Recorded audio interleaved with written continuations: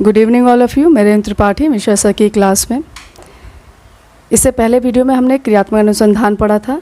आज हमारा जो टॉपिक होगा पाठ्य योजना होगा। तो चलिए हम स्टार्ट करते हैं। आज जो हमारा टॉपिक होगा पाठ्य योजना, इसमें हम सबसे पहले देखेंगे कि पार्ट्स जो हमारे लेसन प्लान बनता है, जो पाठ्य योजना बनती है, उससे संबंधित परिभाषाएँ। उसके बाद से हम उसमें देखेंगे कि हर्बर्ट उपागम, जो कि हर्बर्टीय अप्रोचेस कहते हैं, उसको हम देखेंगे। डीबी और किलपैट्री का उपागम देखेंगे। फिर हम देखेंगे मॉरिसन उपागम, जिसको इकाई अप्रोचेस बोलते हैं, उसे देखेंगे। फिर हम देखेंगे अमेरिकन उपागम, फिर ब्रिटिश उपागम, भारतीय उपागम, इन सब के बारे में डिटेल में पढ़ेंगे। इसके बाद से हम पाठ्य योजना से संबंधित उसका वर्गीकरण देखेंगे, लाभ देखेंगे, उसकी विशेषता यानी करेक्टरिस्टिक्स देखेंगे। फिर उसकी कुछ सीमाएँ भी, लिमिटेशंस भी देखेंगे और सावधानी यानी प्रिकॉशंस भी देखेंगे। चलिए अब स्टार्ट करते हैं पाठ्य योजना यानी कि लेसन प्लान, जो कि आप लोग अपने बीएड के संबंधित में बनाते हैं। लेसन प्लान आप लोग बनाते हैं, आपको उसको डिटेल में बनाना होता है, कैसे कैसे स्टेप्स होते हैं, इसको हम क्यों बनाते हैं, क्या लाभ है और क्या क्या प्रिकॉशन लेना चाहिए, इसे हम स्टार्ट करते हैं। तो सबसे पहले हम देखें तो हमारा जो लेसन प्लान है उसको हम ब्लूप्रिंट कहते हैं। ये सब आप जानते हैं कि हम लोग उसमें कुछ नया क्रिएट करते हैं, इसलिए इसे कहा जाता है a piece of creative work, यानी कि सृजनात्मक कार्य। हम उसमें कुछ नया चीज़ ऐड करते हैं। जब हम लेसन पढ़ लेते हैं उसे हम अपनी भाषा में कन्वर्ट करके हम लेसन प्लान को दिखाते हैं, यानी कि उसको प्रेजेंट करते हैं स्कूल में जाके। जो हमारा लिखित रूप में लेसन प्लान है, उसके बाद से हम जब एग्जीक्यूट करते हैं तो वो बहुत ही प्रॉपर और सुसंगठित रूप से हमारे सामने प्रेजेंट होता है, बच्चों के सामने प्रेजेंट होता है। और हम अपना भी मूल्यांकन कर पाते हैं कि हम उसे कैसे करना है, कैसे उसे प्रेजेंट करना है और कहाँ कहाँ उसमें त्रुटियाँ आ रही है, उसमें सुधार करना है। तो अब हम जब हम पाठ्य योजना बनाते हैं यानी कि लेसन प्लान बनाते हैं, तो उसमें सबसे पहले हम देखते हैं कि कौन कौन सी परिभाषाएं। इसमें हम सबसे पहले डेविस को देख लें कि डेविस ने उन्होंने कहा था, जब हम पाठ्य योजना का उन्होंने उसको प्रदर्शित किया तो उन्होंने कहा कि पाठ जो है हमारा जो लेसन है उसको पूर्व नियोजित अवश्य किया जाना चाहिए, यानी सबसे पहले उसको पूर्व नियोजित करना चाहिए, अन्यथा उसका शिक्षण प्रभावपूर्ण नहीं बन सकता, क्योंकि वो कभी भी इफेक्टिव नहीं हो सकता है अगर वो पूर्व नियोजित नहीं है। अगर कोई भी हम योजना नहीं बना के चलते हैं तो वो सिस्टमैटिक नहीं हो पाता है। इसलिए पाठ्य योजना से अभिप्राय है कि उन सभी बातों से है जो शिक्षक एक निश्चित समय में पाठ वस्तु स्पष्ट करने के लिए बालक के पूर्व ज्ञान का संबंध नवीन ज्ञान से जोड़ता है। डेविस ने क्या कहा था कि जो शिक्षक एक निश्चित समय में पाठ वस्तु स्पष्ट करने के लिए बालक के पूर्व ज्ञान का संबंध नवीन ज्ञान से जोड़ता है, यानी कि जो बच्चे को ज्ञात है उसे हम अज्ञात तक लेके जाते हैं। यह हमारा मैगजीम भी है कि ज्ञात से अज्ञात की ओर जाना, यानी जो बच्चों को पता है यानी पूर्व नॉलेज है उसका, जो प्रायर नॉलेज है उसका, उससे हम नए नॉलेज में उसको कन्वर्ट करते हैं ताकि बच्चे उसमें कोरिलेट कर पाए। इसके बाद से हम एक और देख लेते हैं बीनिंग एंड बीनिंग का। उन्होंने लिखा था कि दैनिक पाठ्य योजना के निर्माण में उद्देश्य को परिभाषित करना, पाठ्य वस्तु का चयन करना और क्रमबद्ध करना और प्रस्तुतिकरण की विधियों का निर्माण करना ही प्रमुख है। यानी कि आप सबसे पहले क्या करते हैं, उद्देश्य का निर्माण करते हैं, उसे परिभाषित करते हैं, फिर अपने पाठ्य वस्तु का चयन करते हैं, उसके बाद से उसे क्रमबद्ध रूप में ऑर्गेनाइज रूप में करते हैं, उसके बाद से आप उसे प्रेजेंट करते हैं। Daily lesson plan involves defining the objective, selecting and arranging the subject matter and determining the method of producer. ठीक है, इस प्रोसीजर को करना होता है। इसके बाद से हम देख सकते हैं कि ये जो जितना भी क्रमबद्ध है, सिस्टमैटिक है, जो भी काम हो रहा है, तो वो हमारा वैज्ञानिक रूप से किया जाता है। यानी कि हमारी पाठ्य योजना क्या है, वैज्ञानिक रूप से की गई क्रमबद्ध तैयारी है। इसमें हम बालक के अर्जित ज्ञान, नया ज्ञान, प्रश्न विधि, साधन, सामग्री आदि का विवरण होता है। यानी कि हम इसमें सब कुछ इंक्लूड करते हैं। जब आप लेसन प्लान बनाते हो तो उसमें यानी कि बच्चों का जो प्रायर नॉलेज है उसको हम नए ज्ञान से कोरिलेट करते हैं। हम क्वेश्चन यानी बोध प्रश्न आप लोग लिखते हैं, जब शिक्षण बिंदु आप प्रेजेंटेशन देते हैं उसके बाद से आप बोध प्रश्न पूछें, जितना आपने पढ़ाया उससे संबंधित आप कुछ क्वेश्चंस को पूछते हैं, यानी कि प्रश्न विधि का प्रयोग करते हैं। हमने कौन कौन से टीचिंग एड्स यूज़ किए, चार्ट यूज़ किया, मॉडल यूज़ किया या फिर कुछ ऑब्जेक्टिव यूज़ किया, वो हमारे साधन या सामग्री के रूप में आता है। उसके बाद से हम इन सब चीज़ का विवरण हम इन सब में देते हैं, यानी लेसन प्लान में हम देते हैं। जो हमारा मैप से भी संबंधित है, मैप भी लेके जाते हैं, उससे समझाते हैं। फिर हमारा आता है लेसन प्लान को हम और भी अच्छे से समझ लेते हैं। किसी भी कार्य को सुचारू रूप से करने के लिए योजना अत्यंत आवश्यक है, यानी कि सबसे पहले हमें प्लानिंग करनी चाहिए, क्योंकि कक्षा में शिक्षण कार्य करने के लिए भी योजना की आवश्यकता पड़ती है।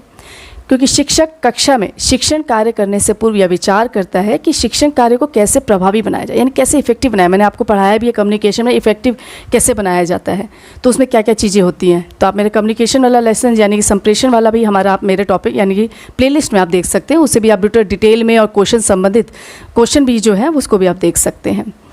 इसमें ध्यान रखने वाली बात ये होती है कि सुनियोजित व्यू रचना होनी चाहिए। आपकी जो स्ट्रैटेजी है वो आपका बिल्कुल सिस्टमैटिक होना चाहिए। अगर हम सुनियोजित व्यू रचना बनाते हैं तो हमारी पाठ्य योजना जो होता है बिल्कुल सिस्टमैटिक रूप से चलती है और हमें ये समझ में आता है कि हम किस तरह से पढ़ा रहे हैं, उसमें क्या क्या सुधार कर पाएंगे। अब हम देखते हैं कि पाठ्य योजना से अभिप्राय अब इतना समझ में आ गया आपको कि पाठ्य योजना आपका सुव्यवस्थित और संगठित होना चाहिए। इसके बाद से पाठ्य योजना से अभिप्राय क्या होता है, उन सभी बातों से जो शिक्षक एक निश्चित समय में पाठ वस्तु स्पष्ट करने के लिए बालक के पूर्व ज्ञान से संबंधित नवीन ज्ञान से जोड़ता है। इतना बात आपको समझ में आ गई है। उसके बाद से इसमें क्या होता है, जो शिक्षक होता है वो अपने विषय की पूर्ण विषय वस्तु जो भी आपका कंटेंट है उसकी छोटी छोटी इकाइयों में बांट लेता है, यानी कि आपको पूर्ण से अंश की तरफ लेके जाता है। ये भी हमारा मैक्सिम है कि पूर्ण से अंश, जो कि गेस्टॉल वर्दी है। उसमें मनोविज्ञान आपका पता चलता है, मनोवैज्ञानिक रूप से हमें इसको प्रेजेंट करना होता है ताकि बच्चों या क्योंकि बच्चा क्या है इंडिविजुअल है, यानी पूर्ण से अंश की तरफ हम जाते हैं मैक्सिम में। आपको मैंने बताया भी मैक्सिम्स भी मैंने पढ़ाया हुआ है, तो भी आप मेरे डिस्क्रिप्शन बॉक्स में देख सकते हैं।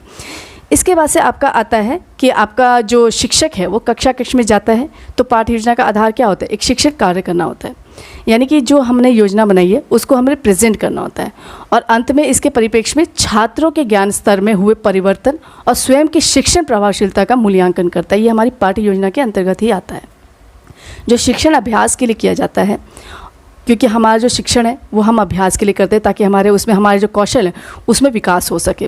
वो हमारा कैसे संभव है, हमारे पाठ्य योजना यानी हमारी जो पाठ्य योजना बनाई, जो हमने लेसन प्लान बनाया उसे सुनियोजित और संगठित बनाया जाए तब। इसमें हम देखते हैं कि जो पाठ्यवस्तु के तत्व हैं उसके अधिगम के उद्देश्य हैं उसके रूप में भी हम विश्लेषण कर लिया जाता है। हम अपने जो पाठ्य योजना है उसमें इन सब चीज़ों का विवरण देते हैं, उसका विश्लेषण कर लेते हैं, कहाँ त्रुटि है उसको सुधार कर लेते हैं। अब हम कुछ और भी परिभाषाएं देख लें, जैसे A.L. बॉक्सिंग ने जो लिखा था कि पाठ्य योजना अभिप्राय उपलब्धियों की प्राप्ति के लिए उन विशेष साधनों का वर्णन है जिनके द्वारा वे उपलब्धियां जो निश्चित समय में की गई हैं क्रियाओं के परिणाम स्वरूप प्राप्त की जाती हैं। फिर से पढ़ लेते हैं N.L. बॉक्सिंग का।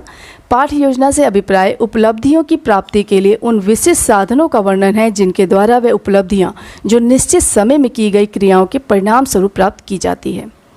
इसके बाद से हम देख लेते हैं L.B. सेट्स का। उन्होंने लिखा था कि पाठ्य योजना वास्तव में किए जाने वाले कार्य की एक योजना है, वास्तव में यानी कि रियल में करने वाली एक योजना है। इसके अंतर्गत शिक्षक के अपने कार्य करने के ढंग से संबंधित दर्शन से संबंधित अपने ज्ञान, अपने छात्रों के संबंध में उसकी जानकारी, शैक्षिक उद्देश्य से संबंधित उसकी समझ, विषय वस्तु संबंधी उसे ज्ञान और प्रभावपूर्ण विधियों को प्रयोग में लाने संबंधी उसकी योग्यता आदि सभी बातों का समावेश होता है। A lesson plan is actually a plan of action.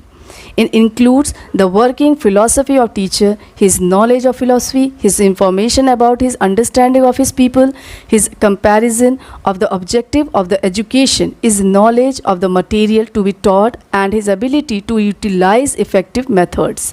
इसे आप इंग्लिश में भी देख सकते हैं, हिंदी में भी देख सकते हैं।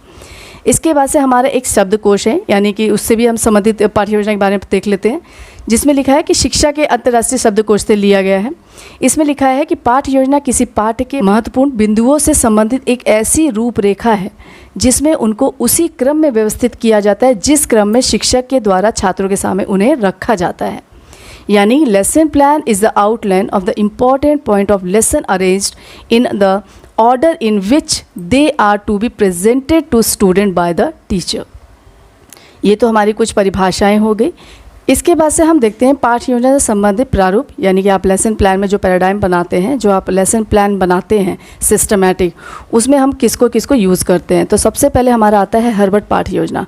हम उन्हीं के सिस्टम को फॉलो करते हैं, जितने भी हम बनाते हैं लेसन प्लान से संबंधित उसे हम हर्बर्टीय पाठ्य योजना ही बनाते हैं। इसमें हम कौन कौन सी चीज़ें यूज़ करते हैं, जैसे शिक्षण बिंदु है, प्रेजेंटेशन है, पाठ, इसमें जितने भी इंक्लूड किए जाते हैं बोध प्रश्न वगैरह सब, गृह कार्य, ये सब चीज़ें हमारी हर्बर्टीय पाठ्य योजना के अंतर्गत ही बनती है। तो इसलिए हम इसे पढ़ेंगे कि हमारा कैसे कैसे लेसन प्लान बनेगा, उसमें कौन कौन सी चीज़ें इंक्लूड होगी। कई बार ये क्वेश्चन पूछ लिया जाता है कि हर्बर्ट पाठ्य योजना का प्रारूप बताइए, तो इसको भी आपको याद रहना चाहिए। तो चलिए स्टार्ट करते हैं। सबसे पहले हमारा आता है हर्बर्ट पाठ्य योजना। ये सबसे पहले मैं बता दूं कि ये जो प्रणाली है ये जो हर्बर्ट की पाठ्य योजना प्रणाली है वो सबसे प्राचीन और पुरानी है। कई बार क्वेश्चन भी पूछ लेता है सबसे पुरानी पाठ्य योजना प्रणाली कौन सी है, तो वो हर्बर्ट की पाठ्य योजना है। ठीक है, यह पाठ्य योजना परंपरागत यानी कि ट्रेडिशनल मानव व्यवस्था सिद्धांत की देन है। यानी कि ये ट्रेडिशनल है, इसमें टीचर सबसे ज़्यादा एक्टिव रहता है। इसमें आपका पाठ्य योजना जो होता है वो परंपरागत रूप से बनता है। ये पाठ्य योजना मनोविज्ञान के साहचर्य, रुचि तथा पुनरावृत्ति संचित सिद्धांत पर आधारित होता है। ये पाठ्य योजना मनोविज्ञान के साहचर्य, रुचि तथा पुनरावृत्ति संचित सिद्धांत के ऊपर आधारित होता है। इस पाठ्य योजना में सीखने की परिस्थितियों में इकाई के तार्किक रूप में यानी कि तार्किक क्रम में प्रस्तुत किया जाता है। यानी कि आपको एक एक इकाई के रूप में इसको प्रेजेंट करना होता है। यानी आपने एक टॉपिक लिया, उसके बारे में प्रेजेंट किया, उसके बाद से आपने बोध प्रश्न किया, फिर नेक्स्ट आपने टॉपिक लिया, उसके बाद से आपने उसको प्रेजेंट किया। इसमें स्मृति स्तर के शिक्षण में विशेष महत्व दिया जाता है। यानी कि आपको ज़्यादातर मेमोरी, आपको मैंने ये लेसन भी पढ़ाया हुआ है, टीचिंग के स्तर जितने भी लेवल ऑफ टीचिंग उसको ही पढ़ाया है, उसे भी आप मेरे प्लेलिस्ट में देख लेंगे। इसको भी मैंने डिटेल में पढ़ाया, क्वेश्चन भी इसके करवाए हुए हैं मैंने। तो इसमें स्मृति स्तर यानी मेमोरी लेवल किसका है, हर्बर्ट का है। फिर उसको हम देखते हैं तो उसमें भी आपका देख रहे हैं हम कि हर्बर्ट में स्मृति स्तर के शिक्षण को विशेष महत्व दिया गया है। जो पाठ्य वस्तु है, जो कंटेंट है वही पर्याप्त होता है तथा छात्रों के रटने पर अधिक बल दिया जाता है। क्योंकि मेमोराइज्ड है, मेमोराइज लेवल है, इसलिए आपको सबसे ज़्यादा रटने पर बल दिया जाता है। इस प्रकार की पाठ्य योजना में यह अवधारणा है कि ज्ञान बाहरी रूप से दिया जाता है, ज्ञान बाहरी रूप से दिया जाता है और ये ज्ञान क्या होता है, संचित होता रहता है, संचित। और जब नवीन ज्ञान को पूर्व संचित ज्ञान से जोड़ा जाता है तो शिक्षण कार्य किया जाता है। तो ये ज्ञान स्थायी हो जाता है। जब आपको मेमोराइज कर लिया, फिर नवीन ज्ञान से उसको रिलेट कर दिया, तो ये शिक्षण आपका कैसा हो जाता है, बिल्कुल स्थायी हो जाता है। तो अब इसमें हम देखेंगे कि ये जो हर्बर्ट का पाठ्य योजना है उसमें 5 सोपानों का उल्लेख किया गया है। ये 5 सोपान जो है उसे पंचपदीय प्रणाली भी कहते हैं। ये बहुत ज़रूरी है, इसको याद रखना, हर्बर्ट की पंचपदीय प्रणाली, क्योंकि हर बार क्वेश्चन आता है, इसे आप देख लेंगे। तो सबसे पहले हमारा आता है इंट्रोडक्शन यानी कि प्रस्तावना। इसमें इस सोपान में यानी ये जो जितने भी लेवल्स हैं इसमें क्या है, सबसे पहले इसमें शिक्षक छात्रों के उनके पूर्व ज्ञान के आधार पर प्रश्न पूछता है। जैसे आपको मुझे कोई टॉपिक पढ़ाना है तो मैं पहले पूर्व ज्ञान देखूंगी आपको उसके बारे में कितना पता है, और छात्रों के पूर्व ज्ञान के आधार पर ही नवीन ज्ञान को जोड़ता है। पूर्व ज्ञान के आधार पर ही शिक्षक प्रस्तावना प्रश्न का निर्माण करता है। आप जब भी लेसन प्लान बनाते हो सबसे पहले आपका क्या आता है, प्रस्तावना के प्रश्न, इंट्रोडक्शन स्किल। उसके बाद से ही आप उसको प्रस्तुत यानी कि प्रेजेंट करते हैं। यानी आपने पहले जो बच्चों को पता है, जो प्रायर नॉलेज है, उसको आप पहले पूछते हैं कि उनको क्या पता है, उसके बाद से आप अपना टॉपिक लेके आते हैं। तो पूर्व ज्ञान के आधार पर ही शिक्षक प्रस्तावना प्रश्नों के निर्माण कर छात्रों का ध्यान शिक्षण कार्य की ओर आकर्षित करता है। जब आपको क्यूरियोसिटी होगी, बच्चों की क्यूरियोसिटी जब बढ़ती है तब आपको पढ़ाने में भी अच्छा लगता है, बच्चे समझते भी हैं। इसलिए बच्चों को पहले हम प्रस्तावना के प्रश्न पूछते हैं कि मैम आज क्या पढ़ाना चाहती हैं। तो हम लोग क्या करते हैं, पहले प्रस्तावना के प्रश्न पूछते हैं, उसके बाद से हम उसे प्रेजेंट करते हैं। प्रस्तावना सदैव ज्ञात से अज्ञात की तरह उन्मुख होती है। यानी कि आपको जो चीज़ें पता है उससे ही मैं कुछ क्वेश्चंस लूँगी और नए ज्ञान से उसको जोड़ूंगी, जो मेरा टॉपिक है उससे जोड़ के मैं आपको बताती हूँ। इसके बाद से आपका दूसरा सोपान जो आता है प्रेजेंटेशन यानी कि प्रस्तुतिकरण। ये हमारा दूसरा महत्वपूर्ण सोपान है। इसमें शिक्षक नवीन तथ्यों को छात्रों के पूर्व ज्ञान से संबंध स्थापित करते हुए प्रस्तुत करता है। यानी कि आपका कोरिलेट करते हुए आपको प्रेजेंट करता है। यहाँ पर छात्र विविध प्रकार के तथ्यों का अवलोकन करता है, निरीक्षण करता है, तुलना करता है, कंपैरिजन करता है और निष्कर्ष पर पहुँचने का प्रयास भी करता है। कहने का तात्पर्य है कि शिक्षक विकासात्मक और बोध प्रश्नों की सहायता से प्रस्तुतिकरण करता है। यानी टीचर मैंने जो पढ़ाया, जो मैंने डिटेल में पढ़ा, विकासात्मक मतलब होता है कि मैंने जो आपको शिक्षण बिंदु प्रेजेंट किया, जो समझाया लेसन, उसके बाद से मैं बोध प्रश्न पूछूंगी, उससे ही संबंधित बोध प्रश्न पूछूंगी, उसकी सहायता से मैं आपको प्रेजेंट करूंगी। इसके बाद से आपका आता है तुलना एवं संबंध यानी कंपैरिजन एंड एसोसिएशन। इसमें आपको देखते हैं कि ये जो है नवीन ज्ञान और पूर्व ज्ञान से संबंधित स्थापित करना होता है। इसमें क्या होता है, नवीन ज्ञान से पूर्व ज्ञान को संबंधित करना होता है। इसमें शिक्षक एक ऐसे इस तथ्य पे ध्यान रखता है कि उन्हीं बातों को तुलना करें, उन्हीं बातों से तुलना करें जिनके बारे में छात्र जानते हों, जिससे बालक उस तथ्य में रुचि होते हुए सरलता और सहजता से तुलना करते हुए निष्कर्ष निकालने में समर्थ हो। यानी कि आपको मैंने जो भी पढ़ाया उससे आपको तुलना करने में दिक्कत ना आए, आप निष्कर्ष तक पहुंच जाएं कि टीचर जो पढ़ा रहा है उसका क्या कंक्लूज़न निकल रहा है। नेक्स्ट आपका आता है सामान्यीकरण। सामान्यीकरण में छात्र दो या दो से अधिक तथ्यों के सम्मिलित तथ्यों को बताने का प्रयास करता है। जो चीज़ें मैंने बता दी है उससे संबंधित और भी तथ्य आप बताने का प्रयास करते हैं। इसमें शिक्षक ये पता लगाता है कि छात्रों को ज्ञान दिया जो जा रहा है, जो ध्यान दिया जा रहा है उस वह किस सीमा तक उसने ग्रहण किया है। इसमें जो शिक्षक है वो शिक्षण कार्य में ये भी पता लगाता है कि उसने किस सीमा तक वो सफल भी हुआ है, ये भी उसको पता करता है, यानी वो अपना मूल्यांकन कर पाता है। फिर आपका लास्ट में आता है एप्लीकेशन यानी कि प्रयोग। एप्लीकेशन में शिक्षक ऐसा वातावरण या परिस्थिति पैदा करता है कि छात्र अपने सीखे हुए ज्ञान का प्रयोग कर सकें। इसके लिए शिक्षक छात्र को गृह कार्य भी देता है। आप क्वेश्चन देते हैं, उससे आपको पता चलता है कि बच्चा उसे कर पा रहा है कि नहीं, जो लिखित अथवा कार्यात्मक दोनों रूप में होता है। यानी आप मेरे को लिखित रूप में भी देते हो और कार्य करने के यानी क्रियात्मक रूप में भी होता है। गृह कार्य से ये स्पष्ट हो जाता है कि छात्र कितना ज्ञान ग्रहण कर लिया, यानी कि मैंने जो पढ़ाया उसके बाद से मैंने जो क्वेश्चन दिया उसे बच्चा जाके घर में से करता है, करके आता है, उससे पता चलता है कि बच्चे ने कितना ज्ञान ग्रहण किया है। ये आपके 5 टॉपिक है, 5 सोपान है हर्बर्ट का। हर्बर्ट के 5 पदी यानी कि पंचपदीय प्रणाली में आपका इंट्रोडक्शन यानी कि प्रस्तावना, प्रेजेंटेशन यानी कि प्रस्तुतिकरण, तुलना एवं संबंध यानी कंपैरिजन एंड एसोसिएशन, फिर सामान्यीकरण यानी कि जनरलाइजेशन और लास्ट में आपका आता है एप्लीकेशन यानी कि प्रयोग। ये 5 पंचपदीय प्रणाली है हर्बर्ट की। इसके बाद से हम देखते हैं पाठ्य योजना का रूपरेखा यानी कि outline of lesson plan. Outline lesson plan, इससे पहले मैं आपको बता दूं कि जो आदर्श पाठ्य योजना है वो मैंने बहुत अच्छे बनाया, इसे बच्चों ने लाइक भी किया है, बहुत ज़्यादा पसंद किया है। इसे आप देख सकते हैं, वो हमारा हर्बर्ट पंचपदीय प्रणाली पे ही संबंधित है, यानी हमने कैसे कैसे सिस्टमैटिक बताया उसे मैंने आपको पढ़ाया हुआ है। तो इसे भी आप मेरे प्लेलिस्ट में देख सकते हैं। आदर्श पाठ्य योजना नाम से है, आप इसको सर्च करेंगे आपको मिल जाएगा। इसमें हम देखते हैं जो ये जो इसका रूपरेखा है उसका आउटलाइन है। इसमें हम सबसे पहले क्या लिखते हैं, जब हम लेसन प्लान बनाते हैं तो सबसे पहले हमारा आता है सामान्य सूचनाएं। सामान्य सूचना में आपका आता है दिनांक, कक्षा, विषय, कालांश, अवधि और प्रकरण। तो ये हमारी आपकी सामान्य सूचनाएं में आती हैं। उसके बाद से आप विद्यालय का नाम लिखते हैं, फिर आपके सामान्य उद्देश्य होते हैं। उसके बाद से आपका 4th में आपका विशिष्ट उद्देश्य आता है। फिर आपका 5th में आपका सहायक सामग्री जो आपने टीचिंग एड्स यूज़ किए हैं उसे लिखते हैं। फिर आपका आता है पूर्व ज्ञान, बच्चों को क्या ज्ञान है, पूर्व ज्ञान क्या है उसको लिखते हैं। उसके बाद से आप प्रस्तावना स्किल लिखते हैं, यानी प्रस्तावना के प्रश्न करते हैं। फिर प्रस्तावना के प्रश्न 3 से 4 होने के बाद उसके बाद से उद्देश्य कथन, यानी कि आज हम इसके बारे में अध्ययन करेंगे। फिर हमारा 9th आता है प्रस्तुतिकरण, यानी प्रेजेंटेशन करते हैं, जो भी आपका टॉपिक है उससे संबंधित आप प्रेजेंट करते हैं। इसमें आपके शिक्षण बिंदु होते हैं। हर एक शिक्षण बिंदु के बाद से आपका बोध प्रश्न आता है, यानी कि जो भी आपका टॉपिक है उससे संबंधित आपने पढ़ाया, उसके बाद से उसमें संबंधित आपने बोध प्रश्न पूछे। उसके बाद से आपका श्यामपट्ट सारांश आता है, यानी कि आपका जो भी आपने ब्लैक बोर्ड पर वर्क किया उसको। उसके बाद से आपका पुनरावृत्ति के प्रश्न, यानी कि जब हम पढ़ा लेते हैं उसके बाद से भी हम पुनरावृत्ति के प्रश्न पूछते हैं। उसके बाद लास्ट में आपका आता है गृह कार्य। तो ये हमारा जो सिस्टमैटिक है यही हमारा आउटलाइन ऑफ लेसन प्लान होता है। नेक्स्ट आपका उपागम है जॉन डीवी और किलपैट्रिक उपागम। इसमें हमारा जो आता है, इसमें इस उपागम में सबसे ज़्यादा अनुभव पर सबसे ज़्यादा बल दिया गया है, क्योंकि ये जो है इसका जो आधार होता है वो योजना मानी जाती है, यानी कि प्रोजेक्ट माना जाता है।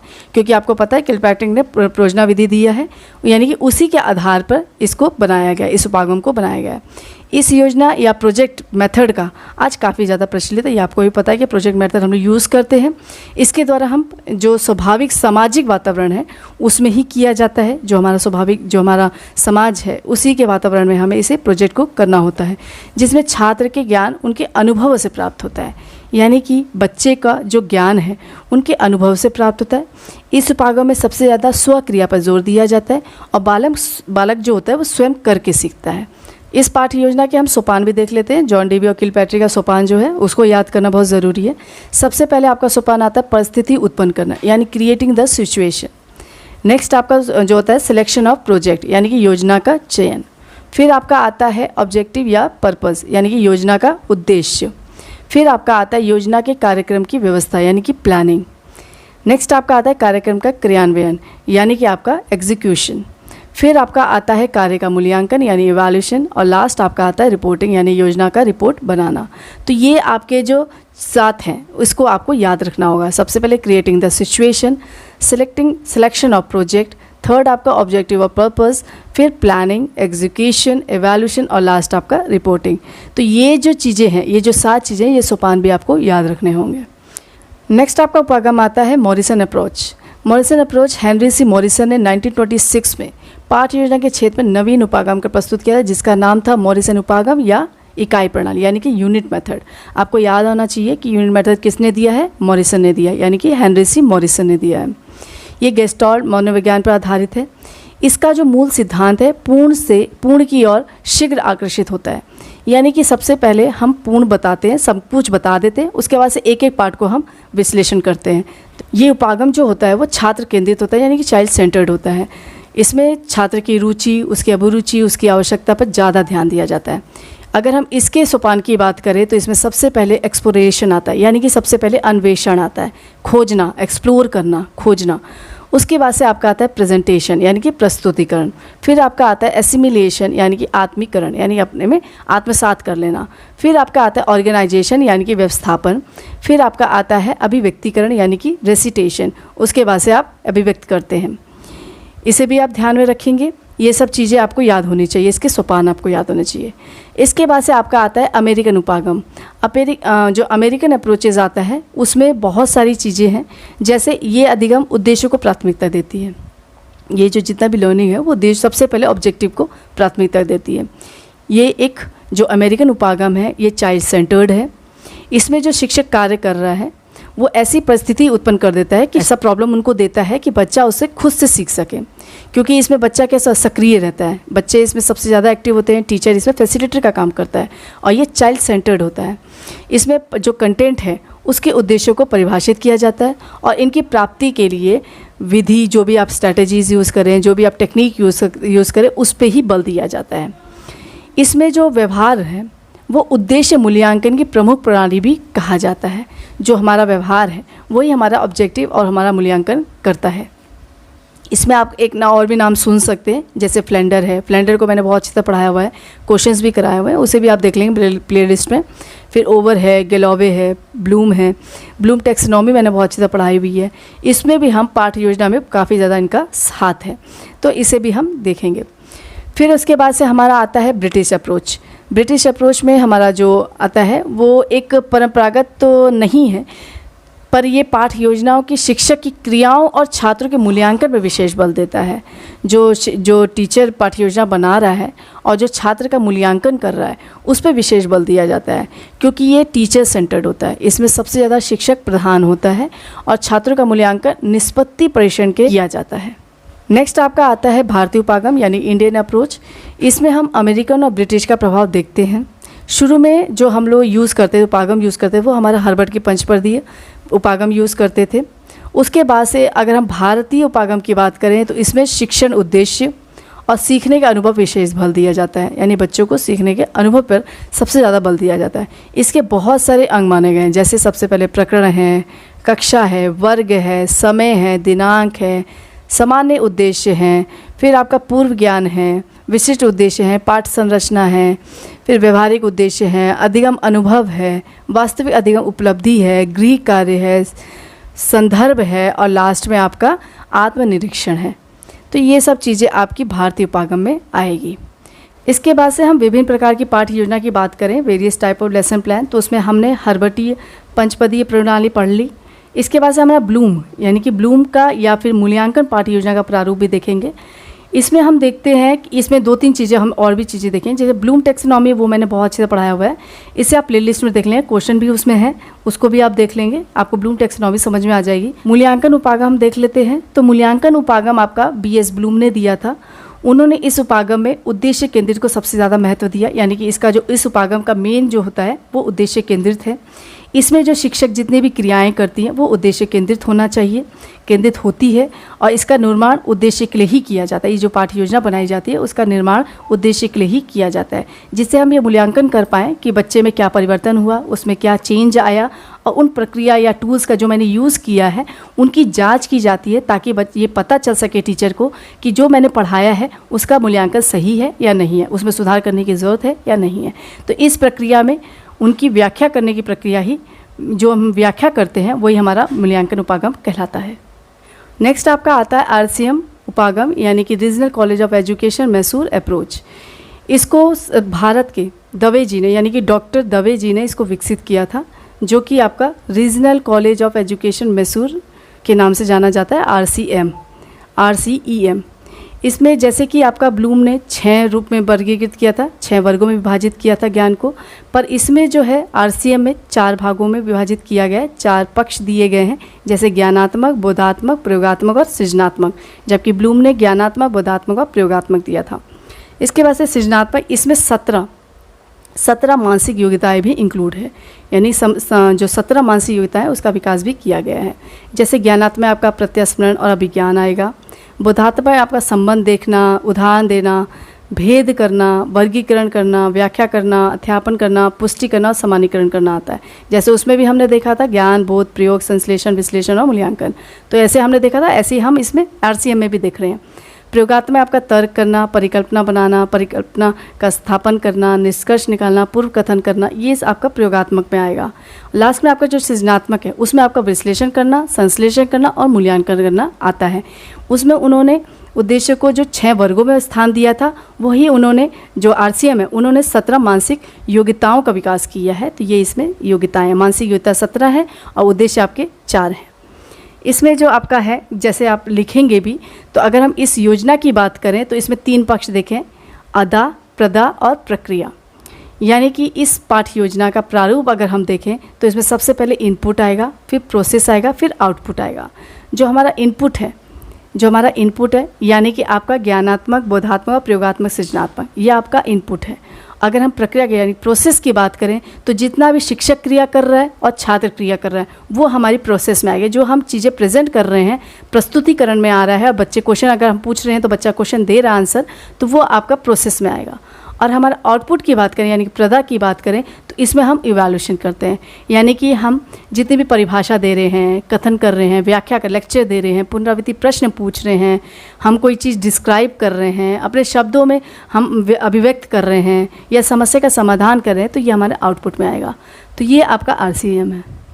अगर हम RCM की विशेषताओं की बात करें तो इसमें सबसे पहले इस उपागम में मानसिक क्रियाओं को सबसे ज़्यादा महत्व दिया है, जबकि हम ब्लूम की बात करें तो उन्होंने 3H पे सबसे ज़्यादा महत्व दिया था, यानी कि ज्ञानात्मक, बोधात्मक और क्रियात्मक चीज़ों पे सबसे ज़्यादा ध्यान दिया था, जबकि RCM ने सबसे ज़्यादा मानसिक क्रियाओं पर, जो कि 17 मैंने आपको बताई हैं, वो 17 क्रियाओं पर सबसे ज़्यादा महत्व दिया है। इसका उपयोग हम बहुत ही सरल और आसान होता है क्योंकि ये सिस्टमैटिक बनता है। ज्ञानात्मक, बोधात्मक और क्रियात्मक के बाद से आपका आता है सृजनात्मक। इस उपागम में तीनों पक्षों ज्ञानात्मक, भावात्मक और मनोगत्यात्मक के लिए उपयोगी है। इसमें जो उद्देश्य होता है उसका उल्लेख करना आसान होता है क्योंकि ये भारतीय परिस्थिति को ध्यान में रख के बनाया गया है, यानी कि ये अधिक उपयोगी है हमारा। नेक्स्ट आपका आता है पाठ्य योजना की आवश्यकता, यानी नीड ऑफ लेसन प्लान। उसकी आवश्यकता क्या है?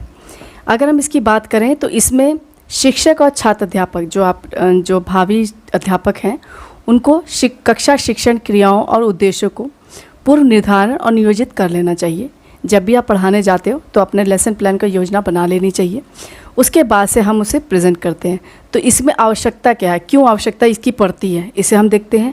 सबसे पहली बात कि इसमें शिक्षण सुव्यवस्थित, सुनियोजित, क्रमबद्ध और वैज्ञानिक हो जाता है। जब हम लिखते हैं तो उसे सिस्टमैटिक लिखते हैं, और सबसे बड़ी बात है कि ये वैज्ञानिक रूप से लिखा जाता है, वैज्ञानिक सिस्टमैटिक रूप से लिखा जाता है।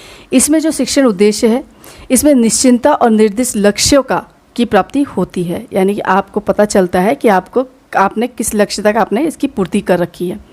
इसके बाद से शिक्षक को कक्षा शिक्षण में प्रयुक्त होने वाले साधन जो भी टीचिंग एड यूज़ करते हैं उसकी पूर्ण जानकारी शिक्षण से पूर्व ही हो जाती है कि मुझे कौन कौन सी चीज़ें आपको यूज़ करनी है, कौन कौन सी चीज़ें टीचिंग एड मुझे लेके जाना है, कौन कौन सी टीचिंग एड्स मुझे लेके जानी है। इसके बाद से जो छात्र अध्यापक है उसे परीक्षण के लिए पाठ्य योजना कक्षा की क्रियाओं की रूपरेखा प्रदान करती है, यानी कि जो भी आप क्रियाएं करती हैं उसका आउटलाइन आपको मिल जाता है।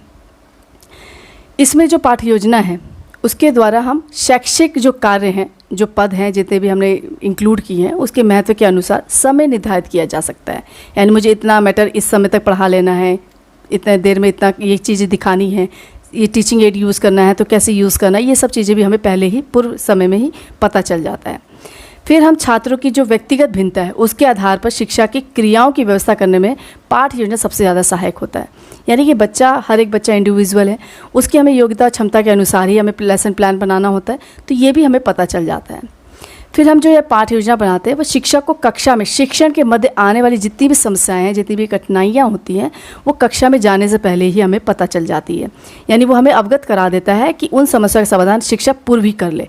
अगर मुझे कोई दिक्कत आ रही है तो मैं उसको पहले ही, अगर मुझे कोई चीज़ नहीं याद हो रही है तो मैं चार्ट के थ्रू उसको बता दूँगी, ताकि उसमें मेन पॉइंट लिख दूँगी और उसको समझा सकती हूँ। तो ये मेरा समस्या अगर मेरे को आ रही है तो मैं उससे पहले ही उसे सॉल्व कर लूँगी। तो ये इसमें पाठ्य योजना का बनाने का एक मेन अच्छा नीड है। फिर उसके बाद से योजना बनाने से पूर्व जो शिक्षण कार्य है वो सरल और सुगम हो जाता है, क्योंकि हम योजना अगर बना के चलते हैं तो हमें दिक्कत नहीं आती है। हम योजना बना के चलें तो हमारा लेसन प्लान बिल्कुल सिस्टमैटिक और सही रूप से प्रेजेंट होता है। नेक्स्ट आपका आता है पाठ्य योजना का वर्गीकरण यानी क्लासिफिकेशन ऑफ लेसन प्लान।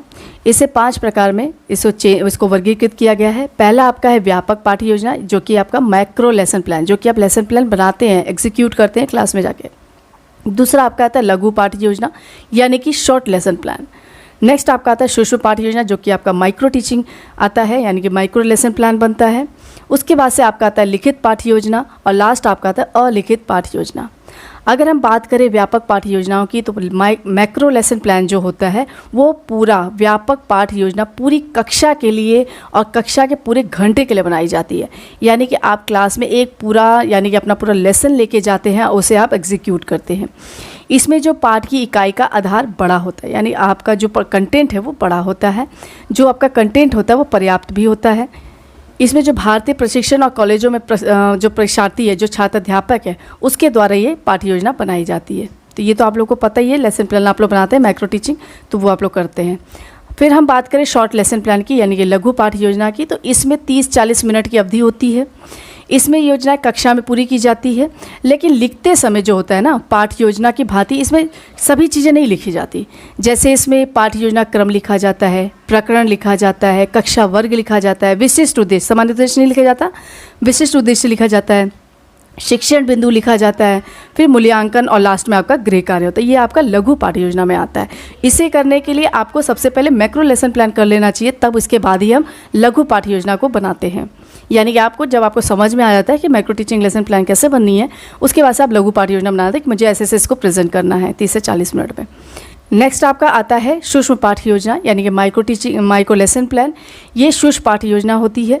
इसमें क्या होता है कि छोटा समूह होता है, 5 से 10 मिनट इसको पढ़ाया जाता है। 5 से 10 बच्चे भी होते हैं, वो आपके पीयर ग्रुप के ही होते हैं। 5 से 10 मिनट पढ़ाया जाता है, यानी कि छोटी अवधि होती है। इस पाठ्य योजना में एक टाइम में एक ही कौशल को पढ़ाया जाता है। इसमें छात्र की संख्या कम होती है, पाठ्य वस्तु कम होता है, समय तीनों से सूक्ष्म भी होता है। नेक्स्ट आपका आता है लिखित रूप, यानी कि रिटन फॉर्म। रिटन फॉर्म में जो हमारे छात्र अध्यापक होते हैं वो लिखित रूप में आपको तैयार करनी होती है। योजना जो आपका लेसन प्लान बनाया होता है वो लिखित रूप में आपको लिखना होता है, यानी पाठ्य योजना को लिखित रूप में रहती है। इसको ही लिखित पाठ्य योजना कहा जाता है। जो छात्रगण हैं वो काफ़ी सोच विचार करके पाठ्य योजना लिखते हैं, यानी आप लोग बहुत सोच विचार करके इस पाठ्य योजना को लिखते हैं। उसके बाद से शिक्षा इस योजना के आधार पर ही वास्तविक कक्षा में इसका प्रेजेंटेशन करता है, इसकी तुलना करता है या समुचित सुधार या सुझाव देता है। टीचर समझता है कि क्या गलती किया है तो उसे करेक्शन करता है। ये लिखित रूप में जब आप देते हैं टीचर को, तो वो टीचर बताता है आपने कहाँ कहाँ त्रुटि की है, कहाँ कहाँ गलत है, उसे आप सुधार करते हैं और उसमें सुझाव करते हैं, जो टीचर उसका हम सुधार करते हैं। नेक्स्ट आपका आता है अलिखित रूप, यानी अनरिटन फॉर्म।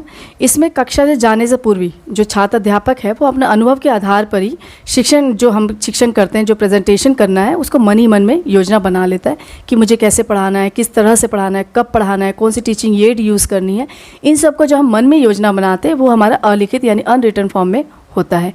इसे हमें अलिखित पाठ्य योजना कहा जाता है। इसके बाद से आपका आता है पाठ्य योजना का महत्व, यानी इम्पोर्टेंस ऑफ लेसन प्लान।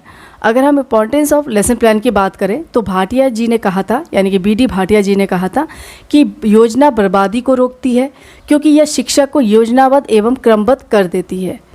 योजना बर्बादी को रोकती है क्योंकि वो यह शिक्षक को योजनाबद्ध एवं क्रमबद्ध कर देती है। इसमें सबसे पहला महत्व हमारा इम्पोर्टेंस क्या है, समय और शक्ति की बचत करता है, यानी सेव टाइम एंड एनर्जी। आपके समय का बचत करता है, आपकी एनर्जी का भी बचत करता है। तो ये सबसे पहला महत्व है। उसके बाद से आपका पाठ्य पूर्ण करने में आसानी होती है। आपका जो पाठ्यक्रम है, जो कंटेंट आपको पढ़ाना है, उसे पूर्ण करने में आपका मदद करता है। फिर उसके बाद से जो आपकी कंटेंट है, यानी जो आपका विषय सामग्री है, उसका चयन करने में और उसका ऑर्गेनाइजेशन करने में भी इसको मदद करता है। इसके बाद से उचित प्रस्तुतिकरण में सहायक होता है। फिर हमारे उद्देश्य जो उसको क्लियर करता है, यानी उसमें क्लियरिटी ऑफ ऑब्जेक्टिव हमें क्लियर करता है, जो भी हमारा ऑब्जेक्टिव लेके चले उसे क्लियर करता है। हमारा जो हमारा कॉन्फिडेंस है उसे भी इंक्रीज़ करता है। जो हम गृह कार्य दे रहे हैं उसमें भी प्रोत्साहन देता है। इसके साथ ही मूल्यांकन को प्रोत्साहित भी करता है, यानी कि जो टीचर ने पढ़ाया है उसमें ये पता चलता है कि टीचर ने जो कार्य किया है, जो पढ़ाया है, वो वहाँ तक कहाँ तक सफल हुआ है और स्टूडेंट उसे कहाँ तक समझ पाया है। ये हमारे मूल्यांकन में संबंधित होता है, यानी कि हमें पता चल पाता है कि हमने किस सीमा तक प्रभावशाली बनाया है और बच्चों को कितना समझ में आया है। तो ये सब इसकी इंपॉर्टेंस है। इसके बाद से हम इसकी कैरेक्टरिस्टिक्स देखेंगे, यानी कि इसकी विशेषताएँ देखेंगे।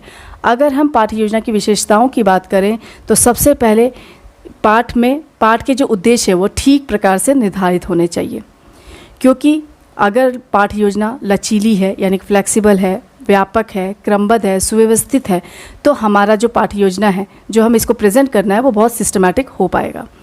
इसमें जितने भी हम उदाहरण देते हैं वो बच्चों के वास्तविक और दैनिक जीवन से संबंधित होना चाहिए, ताकि बच्चे उससे कोरिलेट कर पाए और बच्चे समझ पाएँ। इसके बाद से जो हमारी पाठ्य योजना है, इसमें व्यर्थ के विषय वस्तु को नहीं लाना चाहिए, ताकि बच्चा इसमें कंफ्यूज ना हो और बच्चा उसे अच्छी तरह समझ पाए। इसमें जो हम टीचिंग करते हैं उसमें हम जितनी भी हम स्ट्रैटेजीज़ यूज़ करते हैं, टेक्निक यूज़ करते हैं, वो बच्चों की आयु, रुचि और योग्यता के अनुसार ही करते हैं, ताकि बच्चा उसे समझ सके।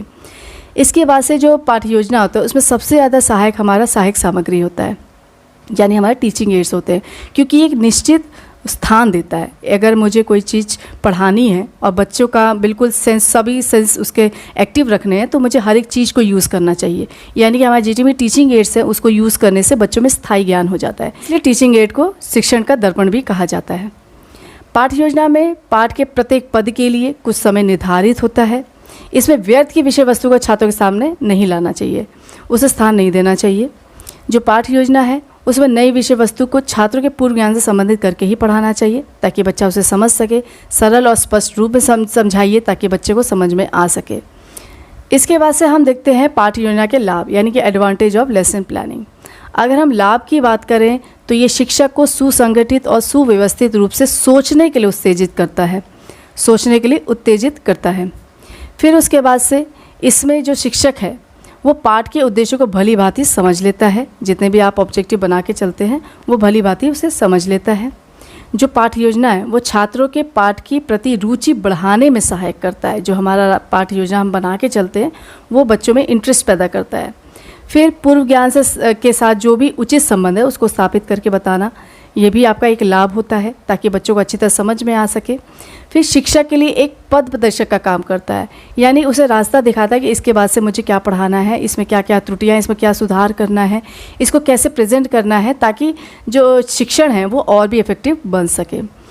इसमें जो हमारा शिक्षण सहायक सामग्री है उसमें उस विषय में सोचने और उपयोग करने का विवश कर देता है, यानी कि मुझे यही चीज़ें मैं अगर इसमें इंक्लूड करूँगी सहायक सामग्री तो इससे और भी ज़्यादा मेरी टीचिंग इफ़ेक्टिव हो जाएगी।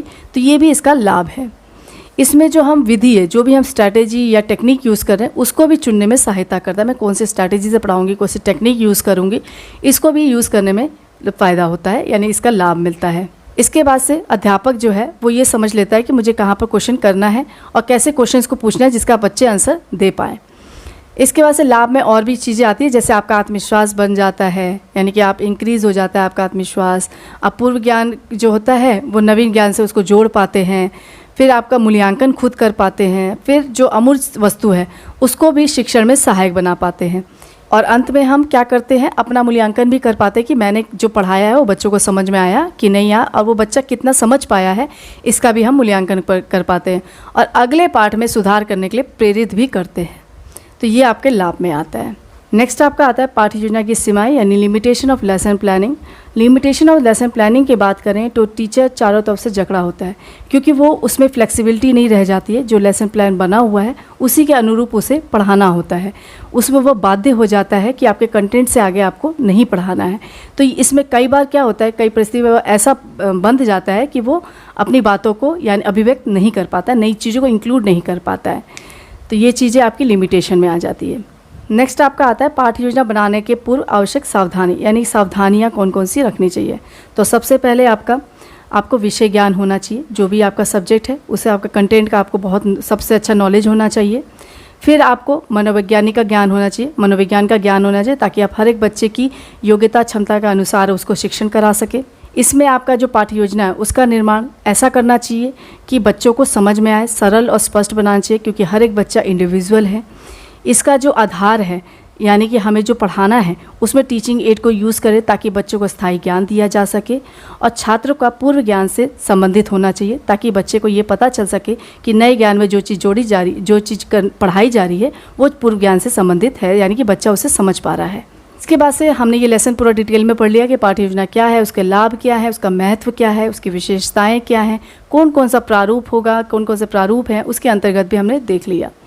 अब हम देखेंगे इसके क्वेश्चंस, यानी इससे संबंधित आप कुछ क्वेश्चंस को देखेंगे। चलिए स्टार्ट करते हैं। पहला क्वेश्चन है पाठ्य योजना की आवश्यकता है। पहला ऑप्शन है प्रस्तुतिकरण का क्रम, दूसरा ऑप्शन है पाठ्यवस्तु के तत्वों का, थर्ड ऑप्शन है शिक्षण क्रियाओं का स्वरूप, और लास्ट ऑप्शन है ये सभी। इसका आंसर है डी, ये सभी। यानी पाठ्य योजना की आवश्यकता आपके प्रस्तुतिकरण यानी प्रेजेंटेशन में भी, कंटेंट में, और जितनी भी आप क्रियाएं करते हैं उन सभी में इसकी आवश्यकता होती है। नेक्स्ट क्वेश्चन, प्राचीन पाठ्य योजना दी। पहला ऑप्शन है BS ब्लूम ने, दूसरा ऑप्शन है हर्बर्ट ने, थर्ड ऑप्शन है किलपैट्रिक ने, और लास्ट ऑप्शन इनमें से कोई नहीं। तो इसका आंसर है बी, हर्बर्ट ने। मैंने आपको पहले ही बताया कि हर्बर्ट की पंचपदीय प्रणाली आपकी सबसे पुरानी और प्राचीन है, यानी इसका आंसर है ए, इसका आंसर है बी, हर्बर्ट ने।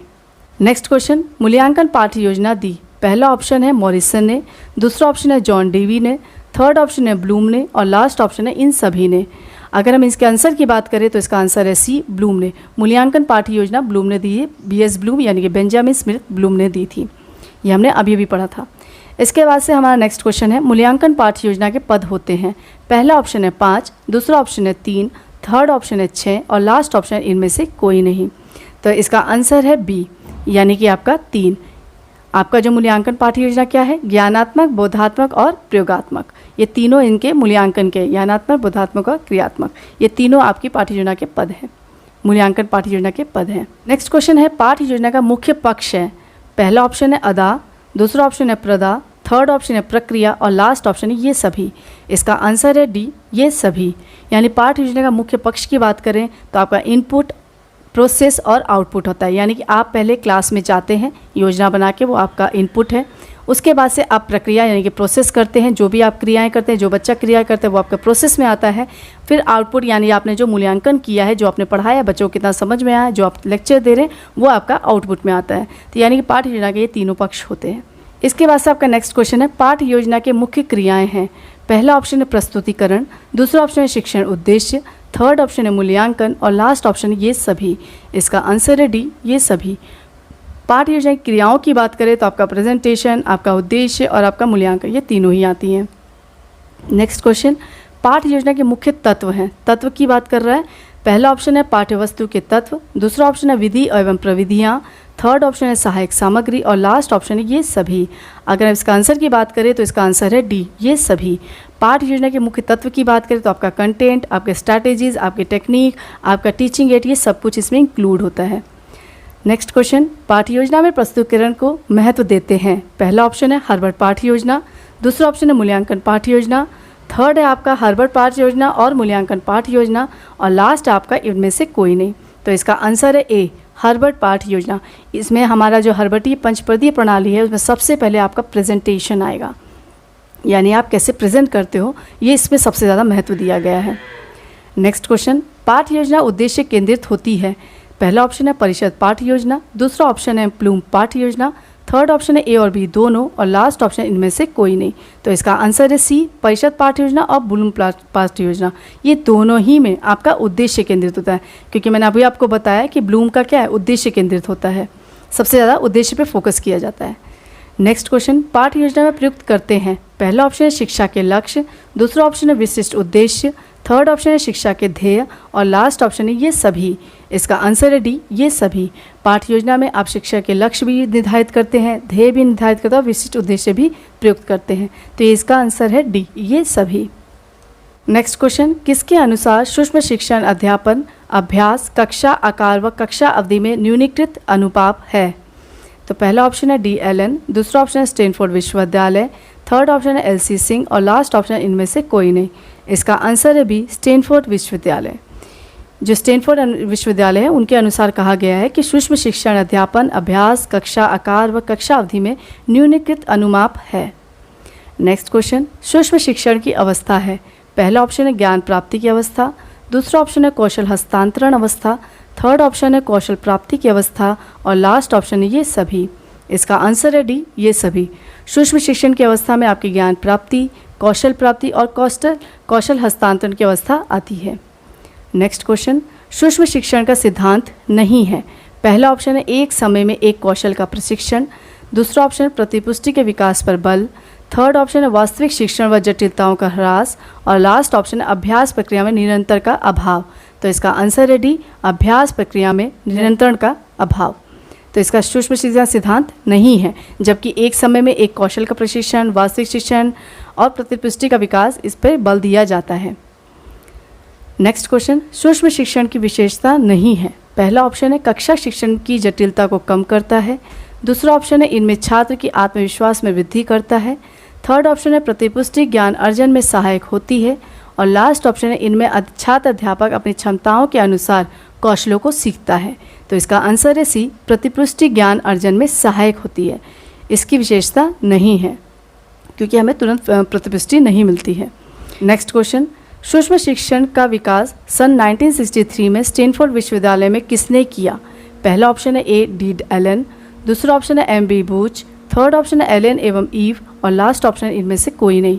इसका आंसर है A D Allen. D Allen ने 1963 में स्टैनफोर्ड विश्वविद्यालय में इसका विकास किया।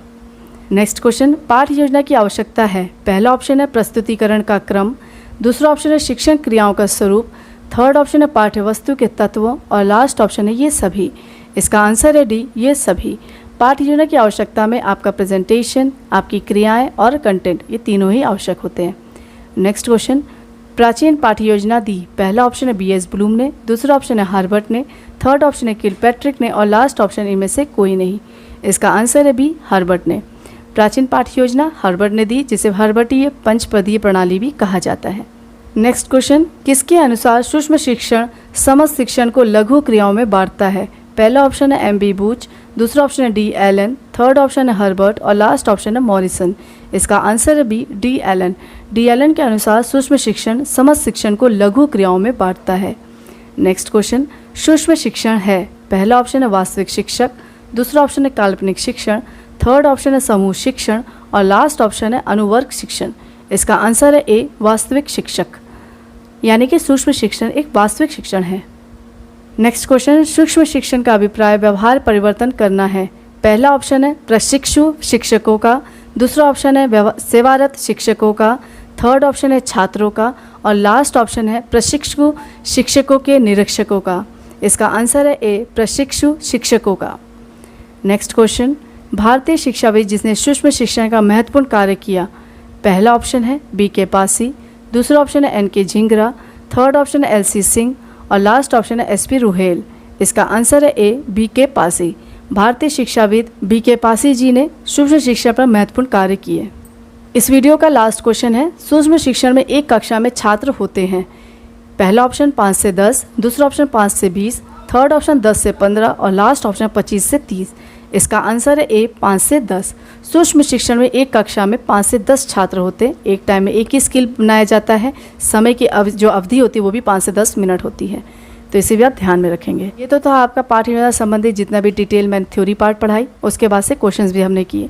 इसे आप थ्योरी को पहले समझ लेंगे, उसके बाद से आप क्वेश्चन करेंगे तो आपको हर एक क्वेश्चन आपको करने में आसानी होगी। अगर मेरा वीडियो आपको अच्छा लगे तो लाइक कीजिए, शेयर कीजिए, कमेंट ज़रूर कीजिए और इसको और भी ज़्यादा अपने फ्रेंड सर्कल में भी शेयर कीजिए, जिससे मुझे और भी मोटिवेशन मिले और मैं और भी कुछ बनाने की कोशिश करूँ। तब तक के लिए धन्यवाद।